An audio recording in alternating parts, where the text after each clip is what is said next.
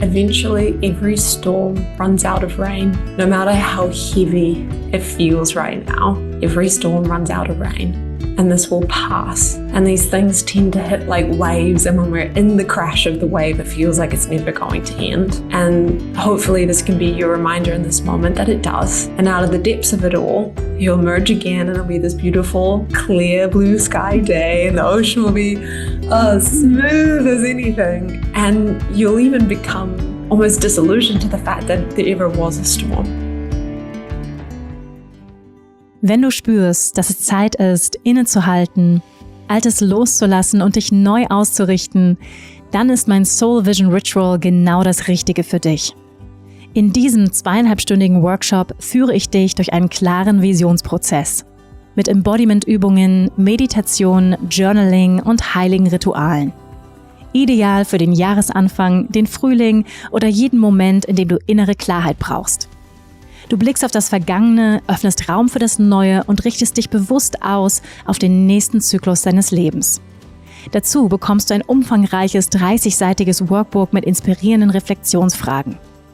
Das Ritual basiert auf vielen Jahren meiner eigenen Visionsarbeit und schenkt dir Klarheit, Fokus und bewusste Ausrichtung mit deinem Seelenweg. Wenn du bereit bist, klar zu wählen, wie du weitergehst, findest du das Soul Vision Ritual über den Link in den Shownotes. Hi everyone, and welcome to a brand new episode of Remember Who You Are. And as you can hear, this is an English-speaking episode. And this is a good reason, or for a good reason, because I'm really happy to welcome a truly inspiring guest today, right from New York, Amber Lyon, to the podcast. And for the ones who never heard about Amber, here's a little introduction. Amber is the founder of Modern Mind, a leading wellness platform. She's a magnetic mindset coach and the internationally published author of You Are a Magnet, a groundbreaking book on how to live a truly magnetic life. Now translated into 5 languages. Wow. Originally from New Zealand and now based in New York, Amber has worked with hundreds of clients around the world, helping them to create real alignment between their visions and actions, and giving them practical tools to bring their personal and professional dreams to life. I can't wait to dive into her story, her wisdom, and the power of living with a magnetic mindset. Welcome, Amber. Thank you so much for having me. So happy to be here and so happy to connect. Where do we meet you right now, Amber? I already know you are in New York. What have you done today? Where are you coming from into this interview? Oh, I love that, because it's always different time zones, different timeline. Yeah. It's, first thing in the morning in New York City, beautiful gray day outside right now. I've actually just come back from 3 weeks in my home country, New Zealand, which is where I'm from originally. I've been living in New York for about 7 or so years now. So there's sort of a split time element, but New York is my new home. And as much as I miss my Kiwi roots, Kiwi is sort of a playful name we use for us New Zealanders. There's something about living in New York City that, I dreamed of for so long. It was, I had a picture of the Empire State Building, actually, funnily enough. I had a picture of the Empire State Building in my little study when I was growing up. And I used to say to myself, one day. And actually now just in speaking with you, I've just set up my new office and we just moved apartments and I'm looking at the Empire State Building through my window. So it's a pretty timely kind of moment to have that recognition based on the conversation we'll be having today on, creating your life and how you can do that. So yeah, it's a nice moment to even acknowledge that because I haven't actually put those two sort of moments together yet.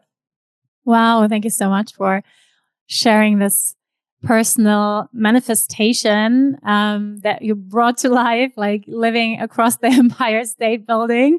What a beautiful example of the principles you also share in your teachings and in your book, what we want to talk about today. You work as a mindset coach and author, but your personal story also includes a period of significant anxiety and inner struggles. How did you move from that place into building a life of alignment with your vision? How did you get here? Yeah, it's so funny. I feel like when you've been through difficult times and suddenly you're out the other side, it's really easy to forget. It almost feels like it was another life, a past life. So I always loved these opportunities and a conversation like this and connecting to revisit that and be reminded of, oh God, wow, we have come a while. It's been a journey, that's for sure. So I think if I go back, way back, to what really planted the seed of wanting to help other people, of wanting to really serve the world, was really seeing in my own home just so much pain and disempowerment. I think I couldn't use the word disempowerment at the time because I didn't have that toolkit at my disposal. But when I look back on it now, I can see that so clearly. There was a lot of addiction in my family. My father was addicted to methamphetamine, and there was a lot of, abuse between my mother and my father as a result of that, and sort of feeling caught in the middle of this hurricane as a child and not knowing really what's normal, what's not normal, but just having this unsettling feeling of, well, it can't be this. Surely there's more than, this experience of feeling like I'm just floating and there's no sense of control. There's no sense of security. There's no sense of stability. We were always moving homes, and it's no discredit to my mother, who I love and adore and did the best that, she possibly could to create a safe environment for us. But when you see someone you love in the depths of addiction, it's almost this downward spiral that no one can intervene or help with. And it's, they're on their own journey. And there's a feeling of almost victimization as a result of that. And I think I took a lot of that into my early 20s, even when I left that environment of feeling like I was a victim of my life.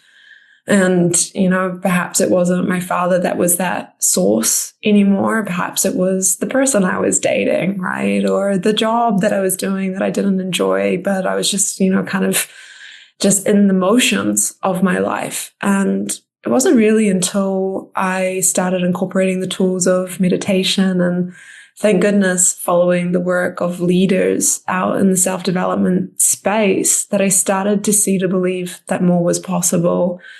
And I think the spiritual journey to me is really remembering our power, remembering who we are, right? The name of this podcast is so, powerful for that reason. Remembering the power we have to create something different to what we've experienced. And so that's the, I suppose, pillar of all the work that I do now, is to remind people that just because you haven't had an experience yet doesn't mean that it's not possible for you. And I'm curious, even just to kind of flip that question back on you, did you have, your own journey finding your way to this podcast, and what brought you into that space? Because I feel like it's almost always led from a way of having an experience and wanting to lead people out of that same experience. Yeah, most definitely. I can really relate what you were saying about feeling like a victim. Because I think for me personally, that was one of the biggest awakening moments of my life, when I realized through a major breakup with the love of my life, I thought so back then, that I'm not the victim, and I chose this person for a reason. And I chose this really destructive relationship for a reason. And so for me, that was one of the biggest moments where I felt like I'm taking my power back. So as you were speaking about, I was also really curious about, was there a certain moment in your life where you were like, it's enough. I am in charge. Like, I have the power to create the life I want to create. I wish I could pinpoint it to one single moment, but I think it was really the compounding effect of those sort of cry on the floor afternoons, when something doesn't work out, the relationship, the work project that I was working on, I have a background in modeling, and having that just constantly reaffirm limiting beliefs in so many ways, or using it to reaffirm limiting beliefs if I didn't get the job or the agency didn't sign, and the ways in which it was so easy for me to just buy into this really limiting story of you're not enough, you're never going to be enough. And I think just the compounding effect of that over and over and over again, really, I always like to see triggers as knocks at the door. And every single one of those situations was a knock at the door. And it was either a reason to stay inside, or it was a reason to open it up and see that there was something beyond the room that I had placed myself in. And it just got to the point where over time, I started to expose myself to people living in a different way, to what I refer to in the book as vision holders, right? That these inspiring characters that, okay, well, they came from a difficult situation and they've built something different, so maybe I can too. And it just almost like a match sparked this possibility of something different. And little by little, I started showing up in new ways and seeing new outcomes follow. And I think really my journey has been this sort of evolution of allowing those more positive moments to compound now until they've become my belief system, sort of that bedrock of who I am. And I wish I could say that it happened overnight, but it didn't. It was a result of these uncomfortable, awkward new decisions that broke through those old beliefs, those old limiting stories, and allowed me to see that there was room for something more. So I do wish there was that one moment where it just struck me like lightning, and, forever I was removed or reprieved of those past patterns, but it really was an accumulative effect. Yeah. No, for sure. I think sometimes we have this enlightening moments, but most of the time it's definitely a process, this awakening journey. As an author myself, I feel like topics often choose us. I was just recently also reading another book that books are like entities, and it's not so much onto us to choose if we want to bring them into the world. It's just like we have to say yes, and I feel like, why did you feel like this book needs to be born? What was the initial spark or life experience that brought you to writing a book called You Are a Magnet? It's funny. Was the book Big Magic by any chance, or no? No, it was actually Cosmic Bonds. Oh, interesting. Okay, so there's, I suppose a few people that are talking about that. Yeah. Ideas are permeating sort of in the ether. And in fact, you can have multiple people kind of struck by the same idea for the same book or the same project. Sure. I think it's no different to, when you have that $1 million business idea and you don't act on it, and 6 months later you see it out in the marketplace and you're like, oh gosh, I should have done that. I love those moments because it's a reminder that, act now. It's not this sort of timeless invitation. The invitation is in this moment for a reason. And I like to sort of think of it as a sort of cosmic agenda to get a message out into the world at a certain time. And I've always felt very connected to this intuitive part of me that just knows. And that sounds funny, but there is a part of me that just knows when something is right, knows when it's time for something, or knows that I've been called to something. And that was this book. And it, in a larger way, was a brand itself that I felt called to create. And You Are a Magnet, I didn't even realize I was writing it when I was writing it, in a way. It was this sort of collection of all of the work that I've been doing for 2 or 3 years that I had been putting into this document. And I think there was part of me that knew and hoped for it to turn into a book. But the reality was I started before I felt ready. And so by the time that the book deal came through, right, that beautiful manifestation moment, oh my gosh, I've been wanting that for so long.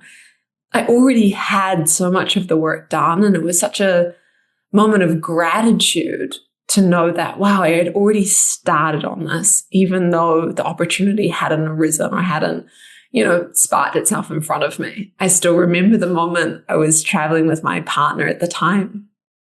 And I turned to him, I said, I'm going to write a book.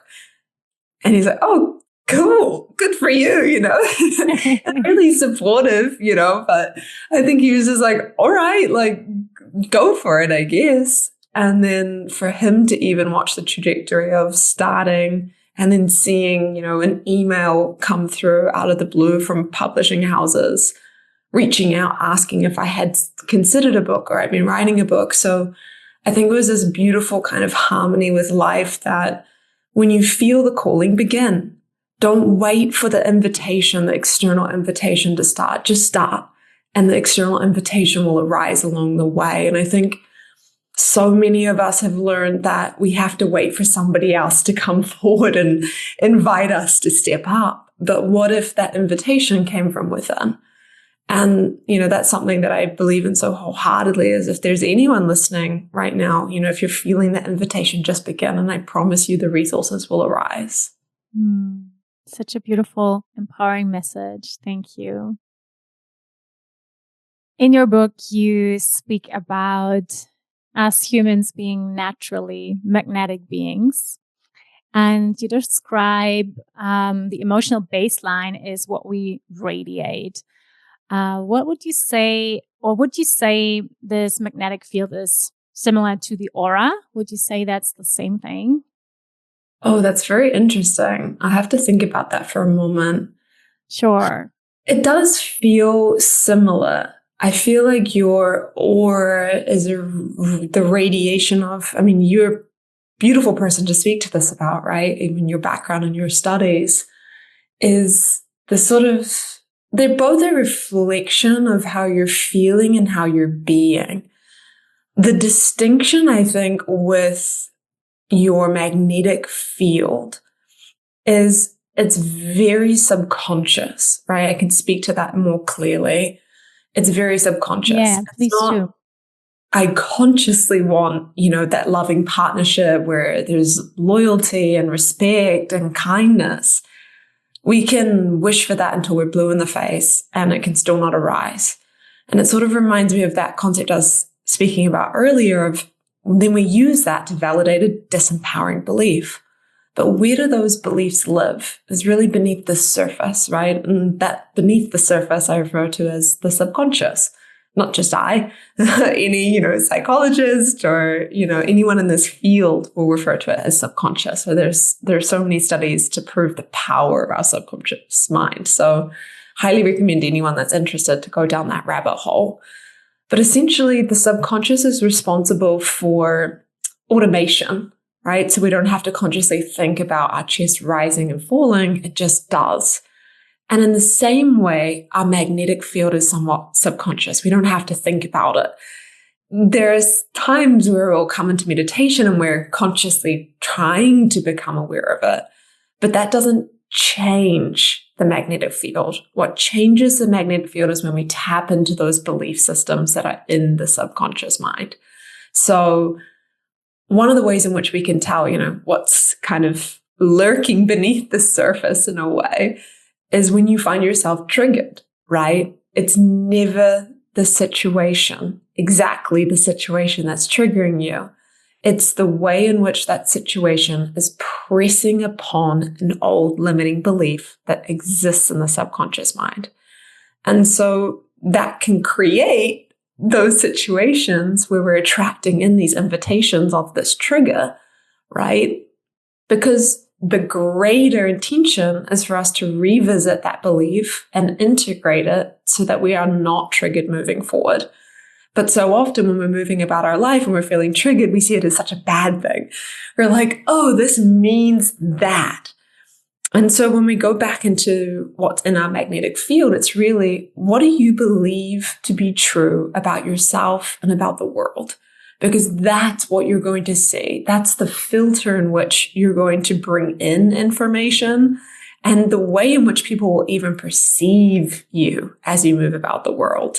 We all have that one person that, steps in the room and you kind of, oh, I'm on eggshells, and they didn't have to open their mouth, but it's radiating from them, right? Or when someone's open-hearted and warm and loving and soft, they don't have to speak to be heard, right? We're always perceiving these fields of belief from one another, whether or not we're doing it consciously.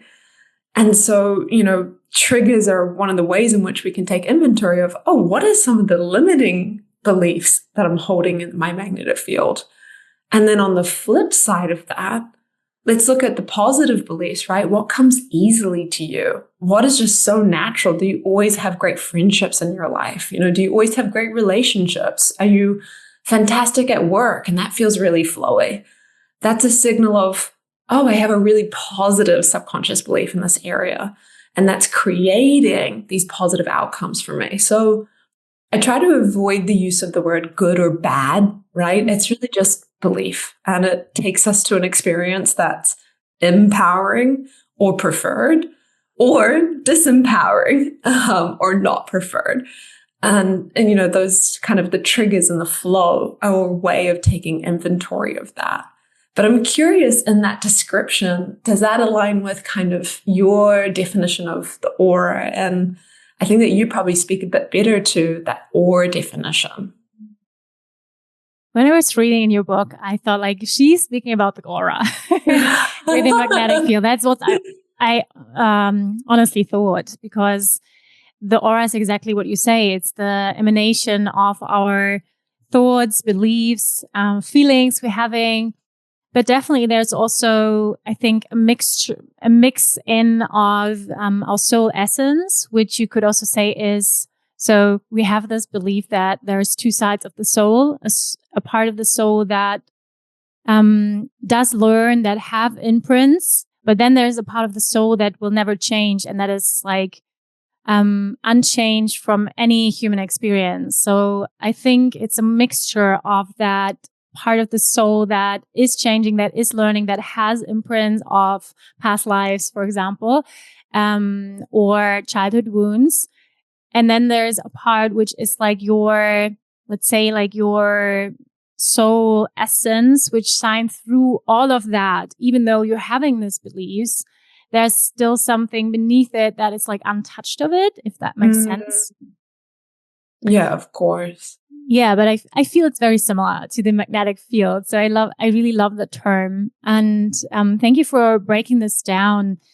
So the question that was arising when you were speaking is, would you say that the first step into changing our magnetic field is for sure the work with limiting beliefs and what is in our subconscious? I always, kind of smile lightly when we come back to that, because I know it's not the answer anyone wants to hear. And I wish that we could skip it. But yes. Yeah, but it is actually some of the most empowering or powerful work that we can do. Yeah. And it just so happens it's the work that we most resist doing. I always find that so fascinating. I've written about that in the past, of your resistance is often directly correlated to how much you really want something. So if you're feeling a lot of resistance towards something, actually it's an invitation to dive deeper and say, well, what have I associated with that that's making me resist it? So not to go down that tangent, to answer your question, yes, that excavation work is what's really the bedrock. And it's really the foundation, right? Even visually, if we're building a home or a vision for a home, if the foundations are not strong enough to build the vision that we want, that house will continue to fall or cave, or certain areas won't be supported. And I see that time and time again in the work I do with clients. When we try to rush over that inventory of, what have I put in, my shadow, right? This aspect of myself that maybe I'm ashamed of, or I feel embarrassed of, or I don't want the world to see. we can, quite quickly find what's in our shadow by what is the thing that we're most afraid of anyone learning about us, right? Or most afraid of people believing is true about us. That's sort of what the aspects that we have in the shadow self. And those can be really painful. And they're often the source of so many of those limiting beliefs, right? Or the fear behind so many of those limiting beliefs. And until we turn and essentially face our shadow, it's really hard to build strong foundations moving forward, because we'll find those same themes, those same triggers, those same invitations to integrate pop up as we're building this new vision. So, part of the reason why I started the book Alchemizing Fear is a lighter way of saying, let's dive deep, let's take inventory, let's become, these conscious observers of our life. Not in a judgmental way, not in a way that we're broken or something needs fixed, but just in a way of taking observation of cause and effect. And I think when we create that space, it becomes less personal. It doesn't feel like we're sort of some defective model that's walking around in the world and we're just kind of waiting for someone else to find out. No, we all have this journey to go on. I've had the privilege of working with, students of billionaires, of corporate CEOs, of teachers, of just so many walks of life, so many ages, and so many different cultural backgrounds at this point. And there is such a shared experience across it all, right? Is that we fundamentally, so many of us think there's something wrong with us, but everyone else has it figured out. And I think the more we dive into this work, the more we realize that, one, there's nothing wrong with you, first and foremost. And two, we're not alone in this journey, that we're all going through this, whether we're doing it consciously or not. So I just share that to kind of help lift some of the stigma with self-work and some of that more heavy work that we can dive into. But that's really where it starts, is taking inventory of what you've been creating. And perhaps, then taking it one step deeper, one layer deeper to, well, why? Can I recognize the pattern? Does this feel familiar? Have I been in this situation before, but with different characters? And that can just help identify themes and patterns. Yeah. Yeah, thank you. As I was contemplating about the title and the thread I was going through your book, and as empowering as it is, it also brings us back to our responsibility, right? When you say like, okay, I'm a magnet. And let's say many of the people listening now, they have done quite a lot of like self-help work, self-development work, spiritual work. And let's say they have most of their limiting beliefs down, like, they've done this work. But still, you have days where you feel shit. You feel maybe depressed. Something happens, a loss, a crisis. And on these days, you go like, damn, I'm a magnet, so how do you deal with those moments where you are aware, I'm not radiating the most high vibe, and even phases in your life that just life brings, to bring you back to a positive mindset, to an abundance mindset, to gratitude.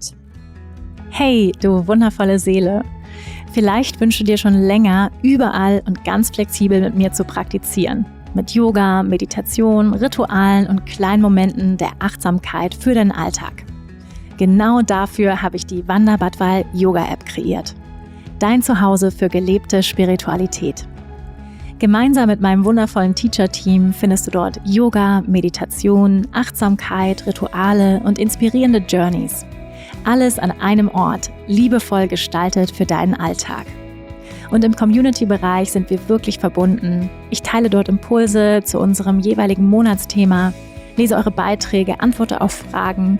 Ein Raum für echte Nähe und Austausch unter like-minded people. Hol dir jetzt die Wanda Badwal Yoga App und werde Teil dieser besonderen Community. Den Link findest du in den Shownotes. Ich freue mich sehr, dich dort ganz bald auf der Matte zu sehen.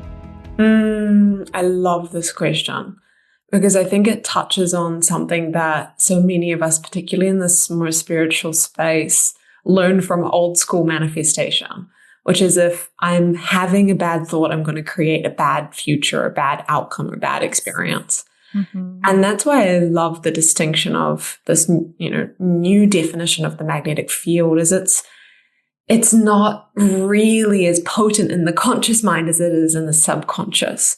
So I personally operate with my clients that positivity, without also acknowledgement of how we're really feeling is actually just bypassing how we're feeling.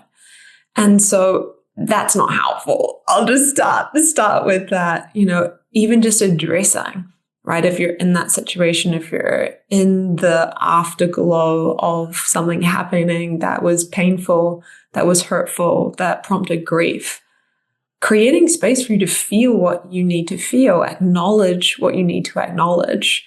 One of my favorite ways of doing this is even just getting a blank piece of paper and a pen and writing out, they call it the rage page, but it can be, the sad page, the frustration page, even the victim page. Like, let yourself lean into what's actually coming up and addressing it. Because what's really happening in those experiences is our inner child is feeling unsettled. And so if we immediately leapfrog over the needs of that inner child and we try jump into empowerment, it's almost like if you're sitting with a child and they're having a tantrum and you're trying to take them from A to Z, right? You're in this place of complete dysregulation. And I'm trying to take you to this place of being in the best mood of your life. There's too much contrast to travel through. So by addressing and acknowledging, what we're doing is we're soothing, self-soothing through that experience or soothing the needs of our own inner child. So always, always, always acknowledging what's actually going on. How do you feel? Let it out. I am effing annoyed about this. I wish this didn't happen in this way. Amazing. Get it out of your body, address it. Once we've done that, we're in a different, more empowered, energetic state to shift from, why is this happening to me? Why did this unfold in this way? That disempowering energy. We've kind of moved up the energetic scale.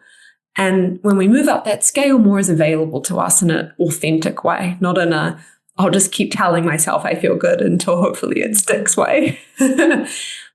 And so little things like even just leaning into the rituals that make you feel good, right? If there's certain habits that help shift your state, whether that be movement, whether that be a short meditation, whether that be calling your friend, calling your mom, making a meal that you like, watching an old movie that you enjoy, little moments can help lift again that energy up further.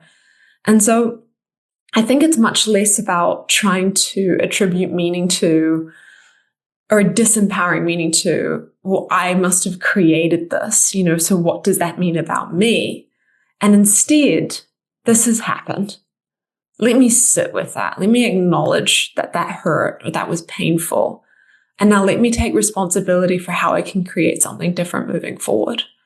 But that's not an immediate light switch moment, right? There's sort of stages that we move through in order to get to that more empowered place of, ultimately, to use your word, responsibility of, this has happened, I can address it, and now how can I change, or what's within my realm of control to influence moving forward? Yeah, thank you for for clarifying that from your perspective, because I do think, as you said, that many people feel even like afraid about manifesting, because we are all the time manifesting. We are magnets. We can't do anything about it. And then going like, damn, I'm having a bad day. What can I do about it? So, thank you so much. And even though you are pointing out the importance to go down the rabbit hole of limiting beliefs and doing the painful work, what I also really love about your book is the practical tools you bring, and also the focus on love, the focus on joy. As you said, we're already having so much that is also positive, that it comes easy to us. So can you speak a little bit about your description, living in joy as a key principle to being that positive magnet that we all want to be?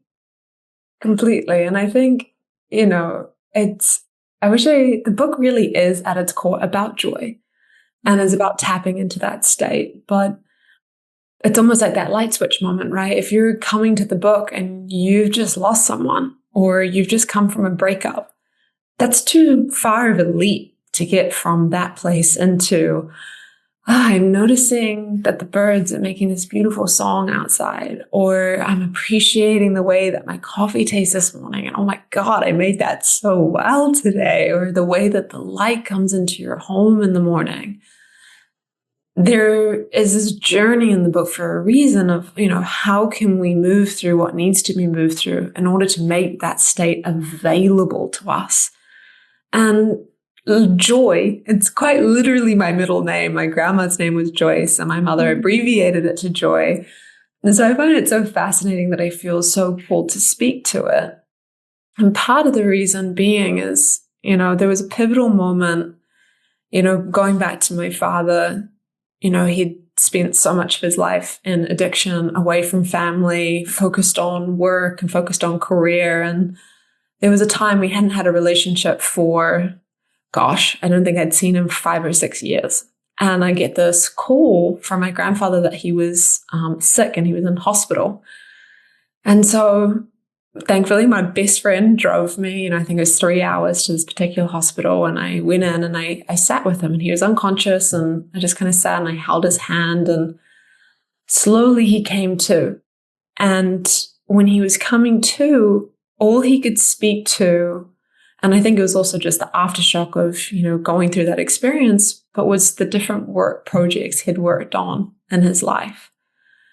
And I sat there and I was watching him kind of speak to these different work projects. And I just had this immense grief, not for me, not for our experience, but for the fact that he'd missed out on so many of these magical moments in life because he had been so all consumed by, the rat race. By I have to do more, I have to earn more, I have to be more in order to feel good. And really the message of the book, and my message that I want to share with anyone, is that you don't have to do anything to tap into those experiences. You don't have to do anything to deserve good experiences in your life. And it's really a matter of just turning on that part of ourselves that can recognize those small, mundane, ordinary moments that are in front of each and every one of us on a daily basis. And, I go through days where I don't see them either. Don't worry. It's not a permanent state of being, but rather a skill that we're cultivating. And we have to so often be reminded of to attune ourselves to the magic and the delight in the world around us. And essentially, I suppose the message of that is to not miss your life while you're focused on some of these other things that we can become consumed by. So by all means, do the thing, live the dream, pursue what you want to pursue, but don't do it at the cost of the way that you look into your partner's eyes before they leave for work, or the way that you're fully present with your child when they're doing something silly or playful. That's really the message of the book and what we're moving towards as a goal of finishing those last pages, of that recognition that we don't have to do anything to become more aware of those moments. Beautiful. What would you advise, or what advice would you give someone who longs for more alignment, who longs for more joy and love, but currently feels stuck in a crisis, like heavy sickness, loss, grief? How can they come back to the state of joy? I think it was Maya Angelou who said that eventually every storm runs out of rain. And I like to come back to that statement that no matter how heavy it feels right now, every storm runs out of rain, and this will pass. And these things tend to hit like waves. And when we're in the crash of the wave, it feels like it's never going to end. And hopefully this can be your reminder in this moment that it does. I promise you, I assure you. And out of the depths of it all, you'll emerge again and it'll be this beautiful, clear blue sky day, and the ocean will be smooth as anything. And you'll even become almost disillusioned to the fact that there ever was a storm. And I know that can feel really far away when you're in the thick of it, but I think just appreciating that life moves in these cycles and that the waves and the crash and the storm, they're not negative moments. They're alchemizing something within you, right? They're cultivating something within you that I always like to see is the key or the lesson or the clue for the next chapter of our life. And so instead of seeing this moment as something's wrong, you did something wrong, something's wrong with you, what is the invitation? Sometimes it's just to be still. Sometimes it's to become more aware of something perhaps that you've lost touch with. But what would allow you to navigate this with more grace? And I assure you that that skill will serve you in this next chapter when those blue skies do return. Thank you. That really gives hope. And I think that's such a important message. Everything shall pass, but also that our life does move in cycles. And I think it's something we sometimes forget in this linear mindset we sometimes tap into and we live in. That yes, we are all going through these changes and these moments of new beginnings and living it and plateau moments, and then everything breaks down again and something new is emerging. And I think it's really important to sometimes sit back and really watch our life from the outside and go like, oh, wow, you again going through this kind of cycle. And right now you are in this washing machine. And so I'm coming out a washing machine myself. The last, I think, 3-4 months of this life, of this life as well, but like of this year had been super intense. So, and I'm coming out of at the other end since August, something like that. But it had been really, really rough. And I really love the question you phrased about. You said like when moments like this arise, like you didn't. I always ask myself, what is it teaching me? Like, what is the lesson? But you said something else. Do you remember? Yeah, what skill or what trait would allow you to navigate this more gracefully? Yeah. But also before you said something else about what is the invitation?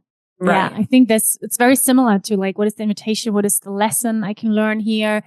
Coming from this belief that everything that's happening is happening for me.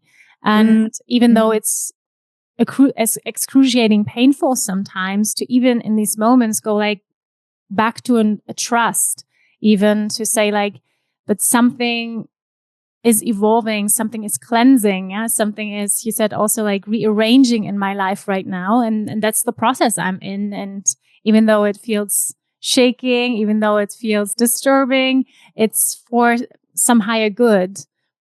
And absolutely. yeah. So thank you so much for sharing that as well, because I think that it's so easy for these to just feel like words rather than a lived experience.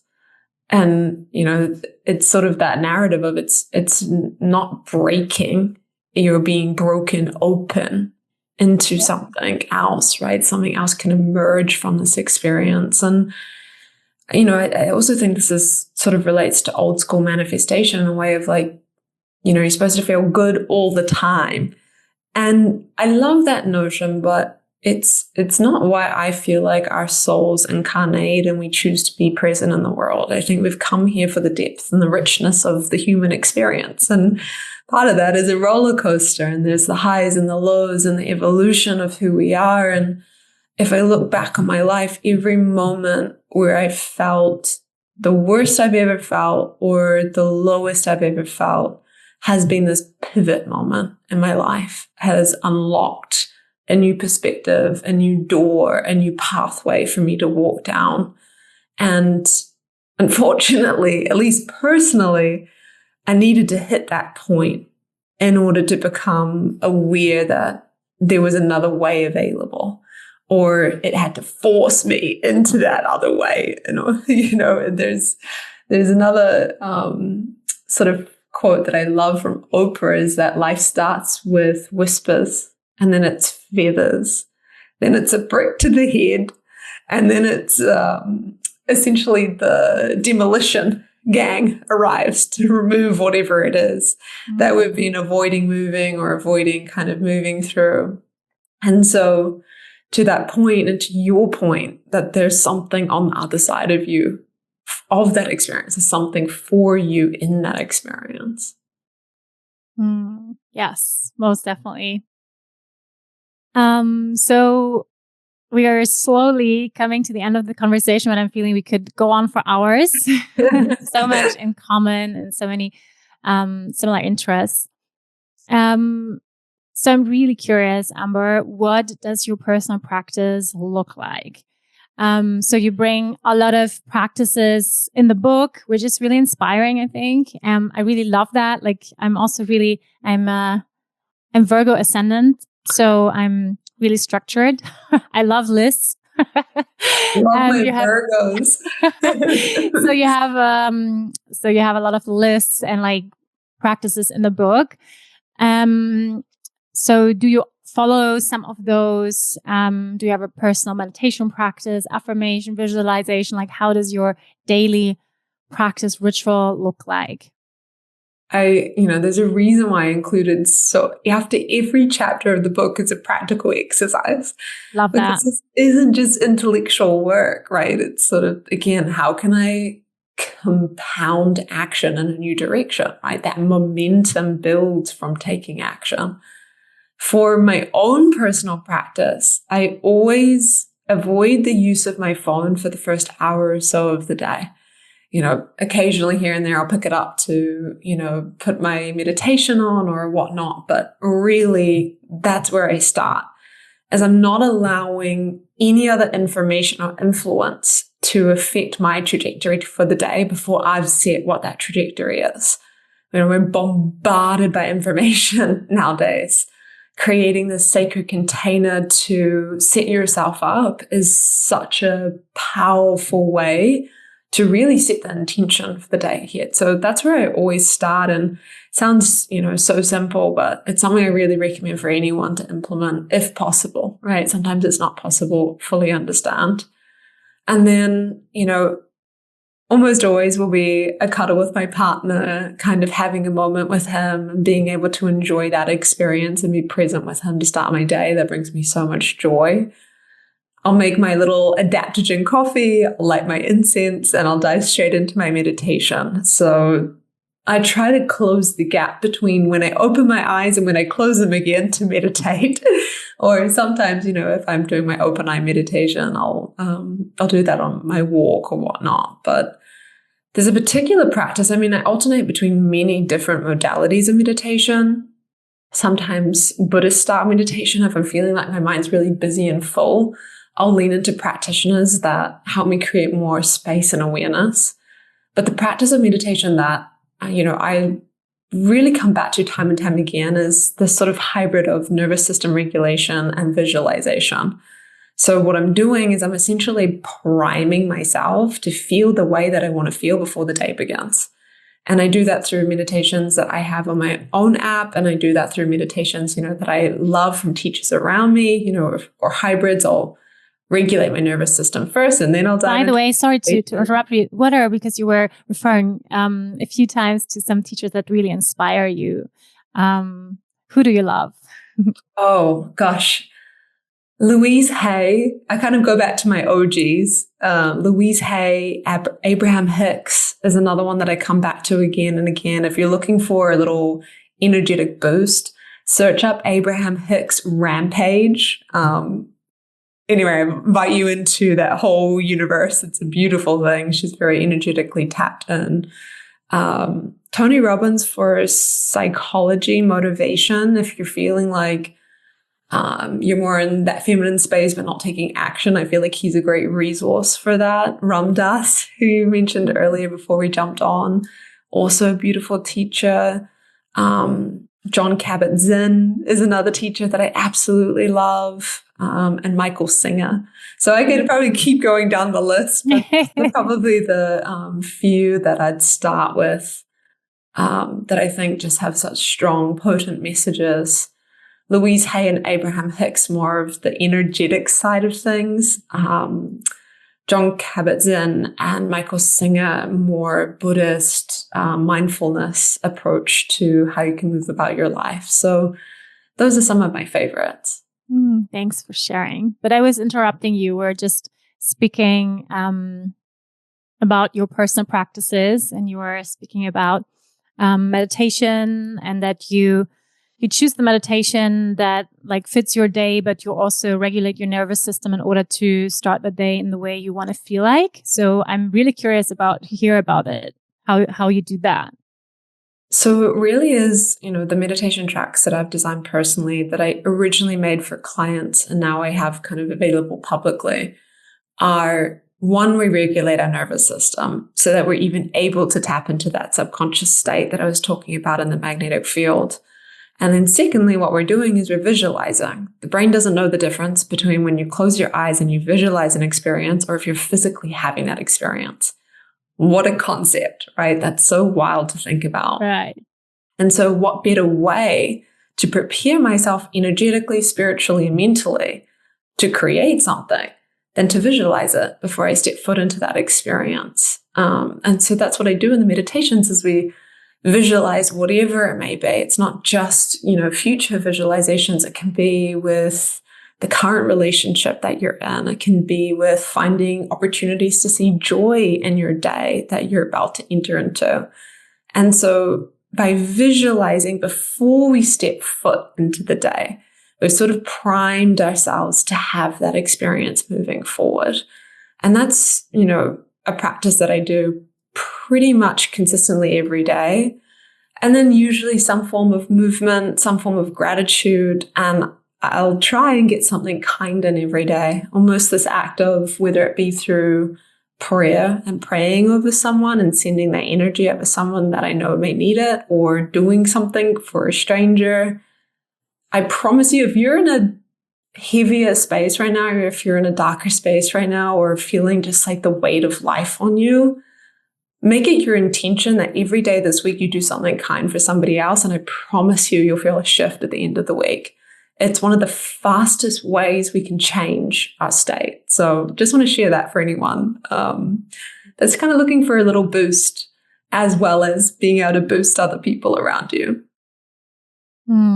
I love this advice. It's beautiful. And I think sometimes actually the American culture is sometimes a bit better in that. I wouldn't speak for everyone, but like you also give this advice of like making a compliment during your day to someone. And even though, sometimes in Germany, we like, we say like, oh, the Americans are so superficial. But honestly, all the time or every time I've been to New York or to LA, I had very positive experiences with just meeting strangers, of like just being kind, even though it might be not real, it might be just part of their job, of like being a good, like serving the customer, but still it did something to me, like entering a shop and like being welcomed and like asking me if they could help me and just being super friendly and open. I always love that. And I really love this attitude, this openness, and like giving also in the form of words, even though they might not come from the most deep, authentic place. It didn't matter to me, honestly. 100%, that positive ripple effect. We're all throwing stones into the sort of lake of life. What is the ripple effect that you're creating in your environment? I always like to think of it in that way. Yeah, I love it. So what would be your, like, let's say, 3 to 5 to-dos to quickly shift into a more positive, loving, joyful, magnetic state? keep your mornings first thing and your evenings right before bed as containers to set yourself up for the life that you want to live. Read inspiring books, find vision holders, right? These are people that are living in a way that you want to live your life. Listen to their podcasts, read their books, right? Tap into that. Journal about what it is that you want to be creating. Use morning and evening as these containers to really lean into that energy. That's one that I would start with anyone that's wanting, quick change state. 2, gratitude.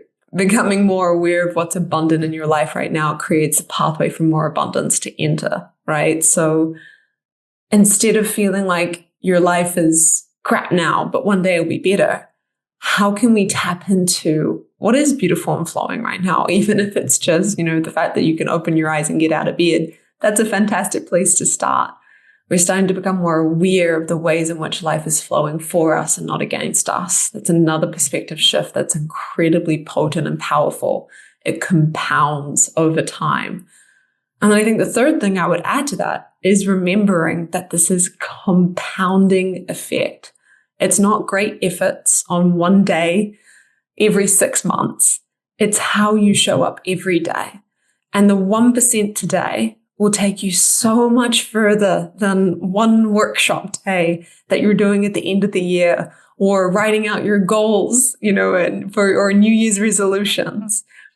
One decision, one moment, one practice today will take you so much further, and remembering that it's the power of these compounding effects that really moves the needle in your life and what you're going to create moving forward. Thank you so much, Amber.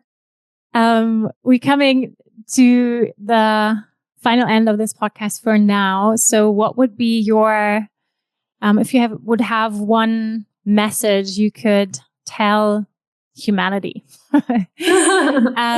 Like you could say something to the whole of humanity. Like, what would you say? I know it's a big question. You can think a moment if you like. I think I would remind people of that message that I shared earlier. You are capable of creating something different to what you've ever experienced in the past. And not only are you capable, that it is your mission in this life to create the life that feels the most joyful and abundant and expansive for you. And I know this because I've seen this unfold with so many different clients of ways that their life opens up for them. And we've all been gifted this personal mission to move forward and create the life that we want to live rather than the life we inherited. And it takes time and it takes that compounding effort, but you are capable of fulfilling that inner potential that I know that you have. Thank you. Such a powerful message. Thank you so much, Amber, for this rich conversation. There was so much beautiful in it. And I really love how you bring the bridge between mindset, intention, and spirituality to life. So thank you so much for your work, Amber. I really appreciate it. Bless you, Wanda. I'm really grateful to be in this space and such a beautiful conversation. I could sit with you for the rest of the day and chat about life. Yay. Thank you so much. Oh, thank you for your time and your energy. And really, I also feel blessed to connect with people like you who share their light and really bringing empowerment and also clarity. I feel like you have such a clear and distinguished mind. I love how you speak also so precise about things and how you really integrated all of that, what you've learned, and embody it and teach it. So I really feel we need people like you who, hold the torch in the dark. And so I'm really grateful to be able to meet people like you also through the podcast. And I really hope this conversation inspires people who are listening. And thank you so much for your time. And thank you everyone who is listening right now. Please feel free to share this podcast with your friends, with someone you feel like needs these messages right now. Please also review this podcast, leave a nice message in Apple iTunes if you love the show. So would really appreciate that. And yeah, we hear us next week. Do you want to say any final words here, Amber? No, just have a wonderful day and definitely subscribe to the podcast. Thank you so much, guys. Bye-bye.